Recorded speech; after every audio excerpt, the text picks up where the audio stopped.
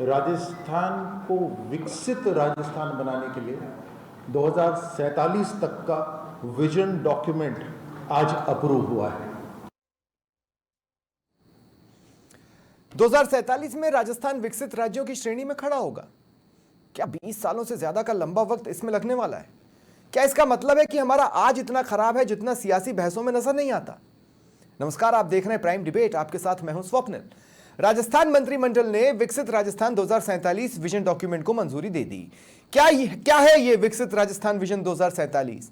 एक road map, 4 theme, 13 sector, 45 विभाग, जिसके बारे में आप प्रदेश के बजट में सुन चुके हैं।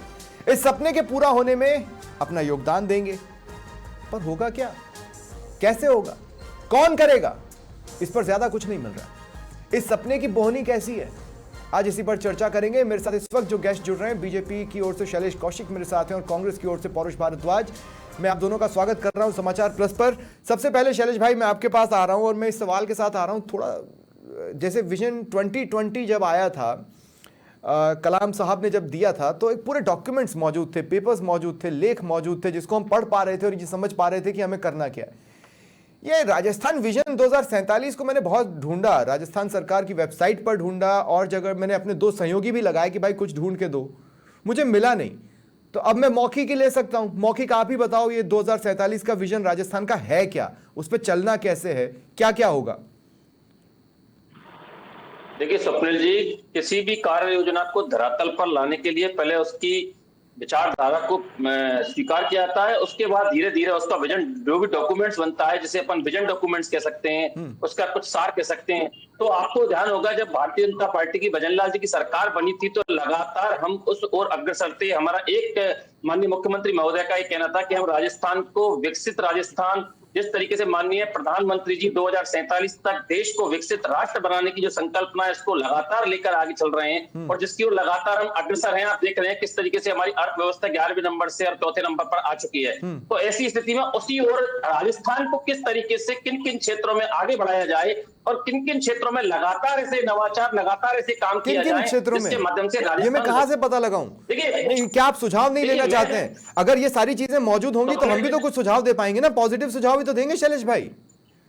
तो अपनिल जी, मैं बता रहा हूं कि आपको, तो उसी स्थिति में जब लगातार सरकार ने, जब आप 2 बजट पेश किए और दोनों बजटों में जो मूलभूत आवश्यकताएं होती है किसी भी राज्य की, किसी भी परिवार की, किसी भी घर की, किसी भी शहर की और किसी भी देश की, उन आवश्यकताओं पर लगातार काम किया। और आपको ध्यान होगा कि जब तक किसी भी देश को, किसी भी राज्य को आगे नहीं बढ़ाया सकता, तब मूलभूत आवश्यकताएं होती हैं। और यही परिणाम था कि आपको देख लिया होगा कि हमारी सरकार ने जब पहला बजट प्रस्तुत किया था तो शिक्षा में 15%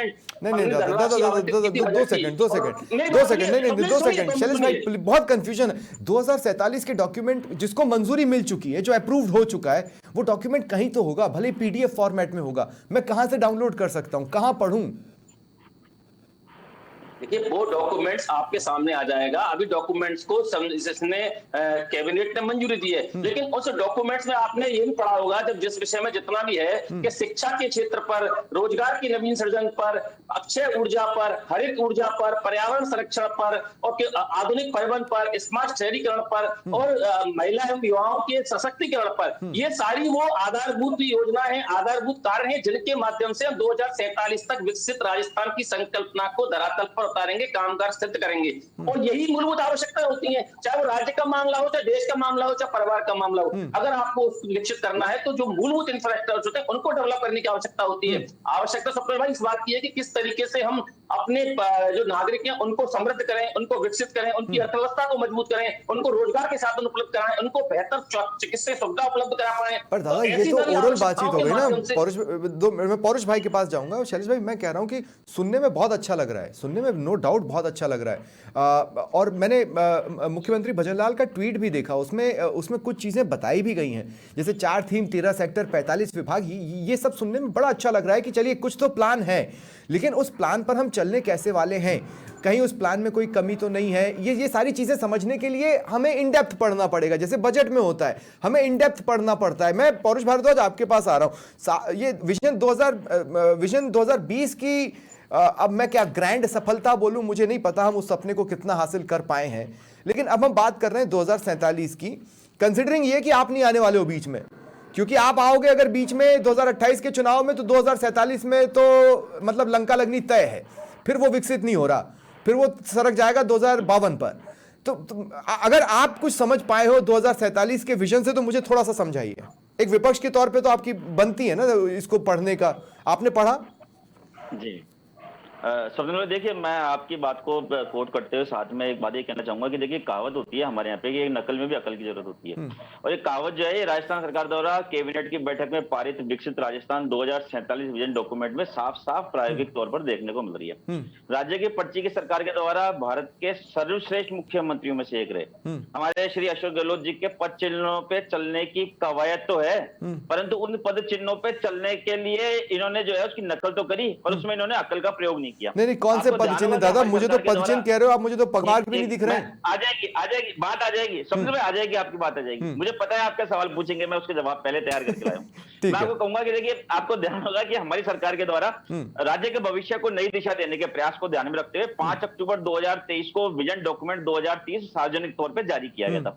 परंतु हमारी सरकार के द्वारा इस डॉक्यूमेंट को ऐसे जारी नहीं कर दिया गया जैसे कि आज भाजपा की सरकार के द्वारा कैबिनेट की बैठक में सिर्फ इसको मंजूरी देकर के जो है वो सिर्फ कह दिया गया कि भाई हमने मंजूरी दे दी। देखिए, इसके लिए हमने प्रदेश के भौगोलिक, सामाजिक, आर्थिक, औद्योगिक प्रगति से शिक्षा, स्वास्थ्य आदि विषयों से संबंधित विषयों पर, और उस पर 10% भी नहीं चल पाए, माध्यमों से हमने पहले सुझाव मांगे, और उस पर 10% भी नहीं चल पाए। सुनिए तो सही। मैं आपसे कह रहा हूं, देखिए, सुझाव मांगे और उसके बाद में हमें 3 करोड़ सुझाव जो है वो हमें प्राप्त हुए। उन सभी 3 करोड़ सुझावों को समावेशित करके हमने उन डॉक्यूमेंट को जो है उसको बिल्कुल क्लासिफाइड किया हमने उसको, और उसके बाद में हमने उसके आधार पे देखिए भविष्य के लिए हमारी नीति, सरकार की नीति बनाते हुए 2030 का जो है विजन डॉक्यूमेंट हमने बाकायदा प्रेस मीडिया में जारी किया। और उसको हमने जारी नहीं कर दिया, हमने उसको साथ साथ उन्हीं में जो हमारे भविष्य की योजनाएं थी उस पे भी 12,700 नहीं, अब मैं आपको रोकूंगा। देखिए, नहीं, मैं अब आपको रोकूंगा। पहले तो यह है कि आप अपने 2030 के सपने पर कदम चला नहीं पाए। मैं मान सकता हूं, चलिए, कि कोरोना आ गया था, इस वजह से उस सपने में एक ब्रेक आ गया, और मैं ये भी मान सकता हूं कि फिर 2023 में आप चले गए, वो भी ब्रेक आ गया। लेकिन पौरुष भाई सुनिए, आप अपना सपना लेकर चल रहे थे, देश के सपने के साथ वो कितना मैच हो रहा था पता नहीं, लेकिन राजस्थान, विकसित राजस्थान 2047 का विजन डॉक्यूमेंट भारत के 2047 विकसित राष्ट्र बनने के विजन से जुड़कर चल रहा है। तो बेनिफिट तो है, मतलब सेंटर की स्कीम्स भी आएंगी तो राजस्थान किसी न किसी रूप में जुड़ेगा, सेंटर से अगर कोई समझौते भी होंगे तो राजस्थान उसमें किसी न किसी रूप से जुड़ेगा। इस फ्रंट पर तो ये विजन डॉक्यूमेंट अच्छा नजर आ रहा है। देखिए समझ लो, मैं आपसे इसी बात को कह रहा हूँ। पहले आपने कहा कि भाई हमारे बाद में कोरोना आ गया, हमारे कोरोना नहीं आया था। ये विजन डॉक्यूमेंट हमने 2023 के अक्टूबर में जारी किया था। हाँ, जो भविष्य की जाते हमारी योजनाओं का लेखा जोखा था, परंतु जनता ने ऑब्वियसली हमें नकारा। नहीं पौरुष भाई, मैं थोड़ा सा क्लियर कर दूं। पौरुष भाई, मैं थोड़ा सा क्लियर कर दूं। मैं ये कह रहा हूं कि कोरोना की वजह से ऑलरेडी जो सेटबैक था, उसकी वजह से आपने जो विजन डॉक्यूमेंट बनाया और फिर चुनाव आ गए, आप उस पर चल ही नहीं पाए। वो सपना तो 10% भी पूरा नहीं हुआ है ना। बोलिए। बिल्कुल। अब देखिए, अभी आपने जो बात कही, मैं आपकी बात से बिल्कुल इत्तेफाक रखता, क्योंकि हमारा कांग्रेस पार्टी का इस बात का मानना है कि चाहे भारतीय जनता पार्टी हो या हम हो या कोई तीसरा दल हो, हम सब राजनीति देश के और प्रदेश के विकास के लिए करते हैं। और यदि कोई भी पार्टी की सरकार हो, यदि देश के और प्रदेश के विकास में अपनी अहम भूमिका निभा रही है, तो निश्चित तौर पर सभी को उसका स्वागत किया जाना चाहिए। परंतु जैसा कि आपने कहा, मैंने भी स्वप्निल भाई, जब आपके चैनल से मेरे पास टॉपिक आया तो मैंने इसकी बहुत सर्च करने की कोशिश करी कि भाई कहीं है मुझे विजन डॉक्यूमेंट 2047 कहीं मिल जाए। मैंने अपने सहयोगियों को कहा, मैंने अपनी पार्टी की टेक्निकल टीम को कहा, अब कहीं से भी मुझे प्राप्त ही नहीं हुआ। तो मैं तो इस बात को कह रहा हूं कि मैं उसे पढ़कर प्रतिक्रिया क्या दूं। और दूसरी बात, आप कह रहे हैं कि भाई वो भारत सरकार से के साथ में वो कदम ताल मिला के चलेगा, तो सामने तो आए ना वो डॉक्यूमेंट क्या कि जो भारत सरकार की किसी स्कीम के साथ नहीं, मैं थोड़ा सा करेक्ट कर दूं। विकसित भारत 2047 का जो विजन डॉक्यूमेंट है वो पब्लिक प्लेटफॉर्म पर है, और उसमें लगभग वही सेक्टर्स की बात की गई है जिस सेक्टर्स की बात मुख्यमंत्री अपने ट्वीट में कर रहे हैं। हमारी सरकार ने जो राजस्थान के लिए विकसित राजस्थान 2047। ठीक है पौरुष भाई, अब मैं आपको थोड़ा सा रोक रहा हूं, मुझे शैलेश कौशिक जी के पास भी जाना है। शैलेश कौशिक जी, मुझे एक बात, नहीं पौरुष भाई मैं आऊंगा ना, अभी तो बहुत डिबेट बची है, मैं आऊंगा ना आपके पास। और जैसा कि अभी तक की परिपाटी रही है या परंपरा रही है, मैं उसको एंजॉय कर रहा हूं, कोई उसे बिगाड़े नहीं। जब शैलेश भाई बोल रहे थे, पौरुष जी ने बीच में नहीं बोला, जब पौरुष जी बोल रहे थे, शैलेश भाई ने बीच में नहीं बोला, तो हम कोशिश करते हैं कि इसी परिपाटी को आगे बढ़ा पाए। शैलेश भाई देखिए, मुझे ये पता है और मैं इस बात को खुद अप्रिशिएट कर रहा हूं कि जो इंडिया का विजन है 2047 को लेकर, उसके अनुरूप हमने बनाने की कोशिश की है। लेकिन इंडिया का जो विजन है वो कई सारे इंटेलेक्चुअल्स के सजेशंस पर बना, जो प्रधानमंत्री मोदी ने आमंत्रित किए थे या बुलवाए थे। अब उसके अनुरूप आपने बना लिया अपने लोगों को बिठाकर। मैं इसलिए कह रहा हूं इसमें कमी होने की गुंजाइश है। मैं आशंका शब्द की बात नहीं कर रहा हूं, मैं कह रहा हूं गुंजाइश है। जब तक वो नहीं आएगा हम उसका एनालिसिस कैसे करें? सिर्फ जो ओरल जो ख्याली पुलाव चल रहे हैं या जो ख्याली बातें कर दी गई हैं उसके आधार पर।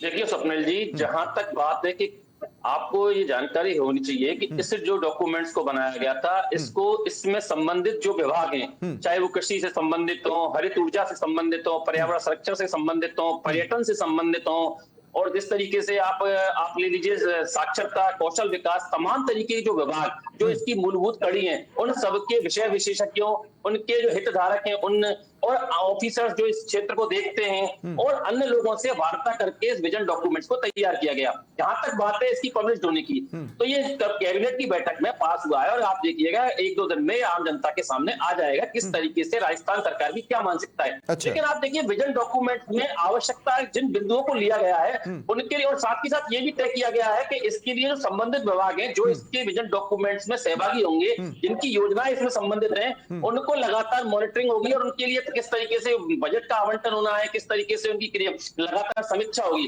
बात आवश्यकता इस बात की है कि इसमें जो मूलभूत चीज है, समीक्षा कैसे होगी? आपका जो इन्वेस्टमेंट का एक महासमिट हुआ था, उसकी मॉनिटरिंग किस लेवल पर? अच्छा, सबसे बड़ी बात क्या है कि अगर कैबिनेट से मंजूरी मिली है, मैं यहाँ पर, मेरे साथ बीके शर्मा मेरे सहयोगी हैं, हमारे बिजनेस एडिटर हैं, वो भी जुड़ चुके हैं, उनको भी अब इस चर्चा में शामिल करना चाहता हूँ। बीके, मैं एक बात समझना चाह रहा हूँ कि मुझे ये समझाइए, जैसे आप घोषणाएं कर देते हैं, उसके नोटिफिकेशन जारी हुए नहीं हुए, वो मॉनिटरिंग के स्टेज पर पहुंचा भी कि नहीं? मतलब घोषणा हुई, मॉनिटरिंग वहीं से चालू हो जानी चाहिए, लेकिन असल मॉनिटरिंग तो हम तब कहेंगे कि जब उस पर धरातल पर उतरना चालू हो गया और आप उसकी प्रगति पर कितनी नजर रख रहे हैं। इस लिहाज से मुझे बीके समझाइए, ये विकसित राजस्थान 2047 का विजन भारत के 2047 के विकसित होने के विजन के साथ चलने वाला तो है, लेकिन किस रूप में है, क्या है, मतलब कुछ समझ में आए? स्वप्निल, मुझे लगता है कि ये इसकी शुरुआत हुई थी जब प्रधानमंत्री नरेंद्र मोदी जयपुर आए थे और उन्होंने यहाँ रैली की थी। उसमें उन्होंने कहा था कि विकसित भारत का रास्ता राजस्थान होकर जाता है। तो वो चुनाव थे, चुनाव के बाद में अब सरकार की जिम्मेदारी है कि प्रधानमंत्री नरेंद्र मोदी ने जो उनको एक दिशा दिखाई है उस पर आगे बढ़े। लेकिन सरकार का काम है कि उनको नीति निर्धारित करनी पड़ती हैं और उस पर आगे बढ़ना पड़ता है। अपने जो कार्यपालिका व्यवस्थापिका, इनका काम है ये। लेकिन कौन कितना ज़्यादा सफल हो पाता है इसमें, ये एक सबसे बड़ी चुनौती होती है। ये जैसे हम राइजिंग राजस्थान में या जो भी इन्वेस्टमेंट समिट होते हैं उसमें एमओयू करते हैं, जैसे 35 लाख करोड़ के एमओयू हुए अब तक, लगभग इनका वो भी सरकार का कहना है कि 5 लाख करोड़ के आसपास हमने धरातल पर उतारे हैं। मैं आपको बता दूं कि अभी भी जैसे राइजिंग राजस्थान के टाइम पे जो पॉलिसीज अनाउंस की गई थी, जैसे लॉजिस्टिक पॉलिसी है, अभी तक उसका नोटिफिकेशन जारी नहीं हुआ है। जो वेयर हाउस को उद्योग का दर्जा देने की बात थी, उसका भी कोई नोटिफिकेशन, उसके प्रावधान अभी तक जारी नहीं हुए हैं। असमंजस की स्थिति में है जो जिनके वेयर हाउस को नोटिस दिए गए थे जो इंडस्ट्रीज एरिया के बीच में, उनके लिए भी। अगर पिछली गहलोत सरकार की भी बात करें तो उन्होंने जो होटलों को इंडस्ट्री का दर्जा दिया गया था उसका भी कोई प्रावधान स्पष्ट नहीं आए अभी तक। वो होटल जो ऑनर है वो संघर्ष कर रहे हैं। तो आपको केवल विजन जो भी डॉक्यूमेंट्स होते हैं उन डॉक्यूमेंटेशन को धरातल पर उतारने के लिए आपको प्रैक्टिकल काम करने पड़ते हैं। मैं आपको आज ही मेरी उद्योगपति से बात हो रही थी तो उनका कहना था कि डिस्कॉम में बहुत सारे ऐसे एप्लीकेशंस हैं जो औद्योगिक इकाइयों की बिजली कनेक्शन के लिए वो पेंडिंग पड़ी हुई हैं और उनको उस पर बिजली के कनेक्शन नहीं मिल रहे। जब तक बिजली कनेक्शन नहीं मिलते तब तक जो औद्योगिक निवेश है, जो इकाई है, कैसे काम करेगी आगे। और जितना समय उनका, क्योंकि आप देखते हैं कि औद्योगिक निवेश में एक तय समय और तय लागत पर काम होता है, जबकि उस समय की गई सारी चीजें टाइम बाउंडेड थी और उसका समय निर्धारित किया गया था कि फलाना व्यक्ति इसको मॉनिटर करेगा और इसको इस चरण तक ले जाएगा, उसकी जिम्मेदारी बनती। शैलेश कौशिक जी, ये प्रॉब्लम है। आप समझ रहे हैं मेरी बात? मुझे बहुत अच्छा लग रहा है ये सपना। मैं लिटरली आपसे कह रहा हूं, मुझे ये बहुत अच्छा लग रहा है 2047 राजस्थान जो आप बोल रहे हैं, लेकिन मैं समझ नहीं पा रहा हूं कि मतलब, अच्छा मुझे बताइए, अगर आज 2047 होता, 1 जनवरी 2047, और मैं अपने घर से निकलता तो मैं क्या देख रहा होता? इस रूप में समझा दीजिए।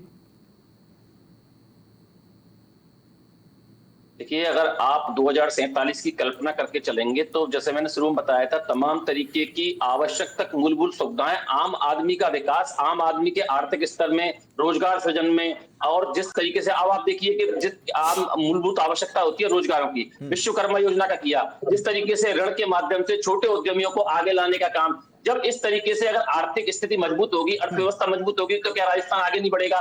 साक्षरता की दर जो उसमें तय किए गए, हम 100% साक्षरता को तय करेंगे। जब राजस्थान का नागरिक 100% साक्षर होगा, तो क्या उस स्थिति में राजस्थान विकसित राजस्थान की संकल्पना की ओर आगे नहीं बढ़ेगा? अगर हम परिवहन व्यवस्था में जिस मैं तरीके से आपसे कह रहा हूं कि अगर हम डेवलप्ड हो गए तो हमारे पास सब होगा। प्रॉब्लम तो यह है कि हम डेवलप्ड हो कैसे, वो कैसे हम करने वाले हैं, यही तो समझ में नहीं आ रहा ना। आज हमारे पास पैसा नहीं है, हर छोटी से छोटी चीज के लिए हमें सेंटर को देखना पड़ता है। आपका वो जो इन्वेस्टमेंट समिट था, उससे बहुत कुछ आज तक बदल गया हो, ये भी हम नहीं देख पा रहे हैं। बिजनेस एडिटर हैं बीके शर्मा, आपसे एक सवाल पूछ रहे हैं, फिर मैं कांग्रेस के पास जाऊंगा। शैलेश भाई, हाँ बीके क्या बोल रहे हैं? कौशिक जी, सबसे बड़ी बात है इस विजन डॉक्यूमेंट में, इसमें ज्यादातर केंद्र सरकार की योजनाओं पर ही ये आधारित है। हाँ। लेकिन हर जो केंद्र सरकार की जो योजना होती है वो समग्र देश के हिसाब से बनाई हुई होती है, लेकिन राज्य की जो योजना स्पेसिफिक उस क्षेत्र के उत्पादन, वहाँ की जो इंडस्ट्री की जरूरतें हैं, युवाओं की जरूरत है, कामगार की जरूरत है, उसके हिसाब से ये योजनाएं बनाई जानी चाहिए। ठीक है बीके। हाँ शैलेश भाई, इस पर बोले, उसके बाद फिर मैं पौरुष भारद्वाज के पास जाऊंगा।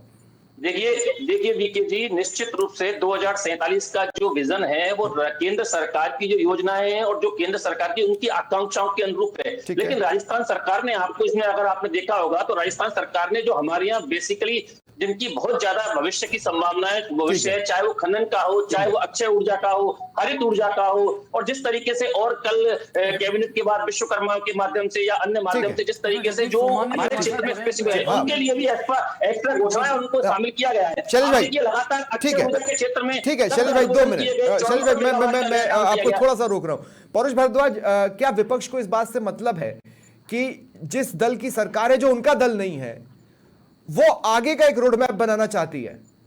क्या इससे सरोकार रखता है विपक्ष? ये मेरे लिए बहुत अहम सवाल है। देखिए स्वप्निल भाई, मैंने जैसा कि आपसे मेरे पूर्व वाली मेरी बारी में मैंने जिस बात को कहा था कि चाहे भारतीय जनता पार्टी हो या हम लोग जो है प्रदेश के और देश की उन्नति के लिए राजनीति में आते हैं। सरकारें चाहे कोई भी हो, यदि किसी भी पार्टी की सरकार से राज्य की या प्रदेश की या देश की भलाई होती है तो निश्चित तौर पर स्वागत योग्य होती है। परंतु मेरा प्रश्न अभी भी वही है कि क्या सरकार की योजनाएं जो है वो धरातल पर उतरेगी? जैसा कि हमारे पूर्व के अनुभव, क्यों नहीं उतरेंगी? रोड़ा आप लगाओगे या हालात लगाएंगे? मैं बोल रहा हूँ, देखिए मैं कह रहा हूँ आपसे, मुझे भाई देखिए अभी जैसे बीके शर्मा साहब ने कहा कि राइजिंग राजस्थान का क्या हश्र हुआ, मुझे आप बताइए। वहां पर हमने वो भी स्थिति देखी कि जिस कंपनी का 10 लाख रुपए का सालाना टर्नओवर नहीं था, उससे सरकार ने करोड़ों रुपए के एमओयू साइन कर लिए। उसके बाद देखिए क्या स्थिति हुई कि बाद में बीके शर्मा साहब ने खुद ने बताया अभी कि बिजली के कनेक्शन तक नहीं मिल रहे, जो सबसे बेसिक चीज है, वो काम नहीं हो रहा। और मुख्यमंत्री जी का आपने वो स्टेटमेंट भी सुना, मुख्यमंत्री जी का वो स्टेटमेंट,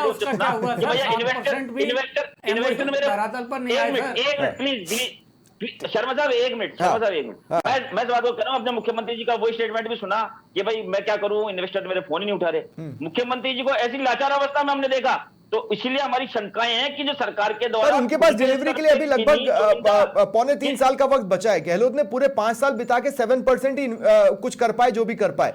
ये भी एक फैक्ट है पौरुष भाई। मैं मेरे साथ वीकेआई के अध्यक्ष हैं जगदीश तोमानी जी, मैं उनको भी शामिल करना चाहता हूं। जगदीश जी, स्वागत है आपका समाचार प्लस पर। ये विजन 2047 से वीकेआई अपने आप को कितना कनेक्ट कर पा रहा है राजस्थान के? देखिए, जैसा कि सब जानते हैं कि एमएसएमई और छोटे उद्योगों को लेकर विश्वकर्मा एसोसिएशन की स्थापना, विश्वकर्मा एरिया की स्थापना 1968 में रिको के द्वारा की गई।